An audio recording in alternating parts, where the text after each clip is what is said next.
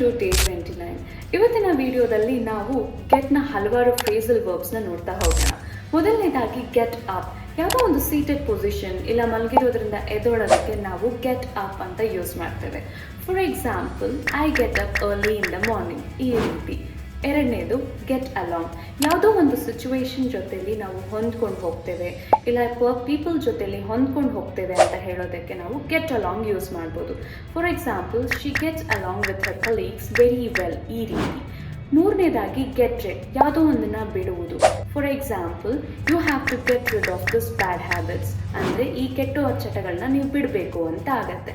ಅದೇ ನಾವು get over ಅಂದಾಗ ಯಾವುದೋ ಒಂದು ಸಿಚುವೇಶನ್ನಿಂದ ಆಚೆ ಬರೋದಕ್ಕೆ ನಾವು ಗೆಟ್ ಓವರ್ನ ಯೂಸ್ ಮಾಡ್ತೇವೆ.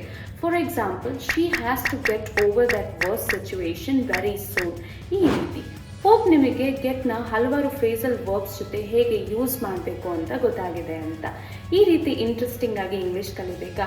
ಹಾಗಿದ್ರೆ ನಮ್ಮ ಪೇಜ್ನ ಫಾಲೋ ಮಾಡಿ. ಇದಕ್ಕೆ ಮುಂಚೆ ಯಾವ್ದಾದ್ರು ವೀಡಿಯೋಸ್ ಮಿಸ್ ಮಾಡಿದರೆ ಅದನ್ನು ಸಹ ನೋಡಿ.